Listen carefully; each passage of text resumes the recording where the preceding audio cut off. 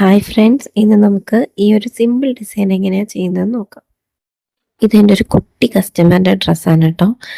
ഇപ്പോൾ ഇത് സ്റ്റിച്ച് ചെയ്തതിന് ശേഷമാണ് ഡിസൈൻ ചെയ്യാനായിട്ട് പറഞ്ഞിട്ടുണ്ടായിരുന്നത്. ഒരു സിമ്പിൾ ഡിസൈൻ മതി എന്ന് പറഞ്ഞതുകൊണ്ട് ഇങ്ങനെ ചെയ്യാമെന്ന് വിചാരിച്ചു. അപ്പം ഞാൻ കരുതിയത് നിങ്ങൾക്ക് കൂടി ഒന്ന് കാണിച്ചു തരാമെന്ന്.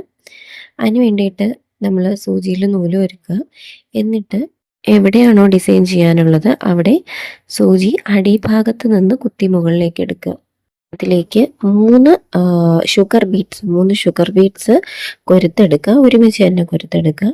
എന്നിട്ട് നമ്മൾ എവിടെ നിന്നാണോ കുത്തിയത് അതിൻ്റെ തൊട്ടിപ്പുറത്തായിട്ട് സൂചി കുത്തി ഇറക്കുക. തൊട്ട് ഇപ്പുറത്ത് ജസ്റ്റ് ഒരു പോയിന്റിൻ്റെ വ്യത്യാസത്തിൽ മാത്രം ഒന്ന് കുത്തി താഴേക്ക് ഇറക്കുക.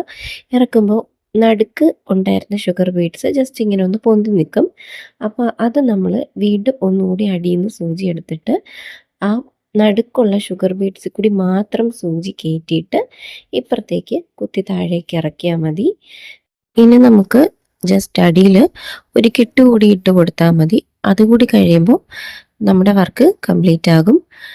ഇതുപോലെ നമുക്ക് ഏതൊക്കെ പോർഷൻസ്, അതായത് നമുക്കൊരു ഡ്രസ്സിൽ എവിടെയൊക്കെ നമുക്ക് ഈ ഒരു ഡിസൈൻ ചെയ്യണം എന്നുണ്ടെങ്കിലും അവിടെയൊക്കെ നമ്മൾ പോയിന്റ് ചെയ്ത് മാർക്ക് ചെയ്ത് വെച്ചിട്ട് നമുക്ക് ഈ ഡിസൈൻ ചെയ്ത് കൊടുക്കാവുന്നതാണ്.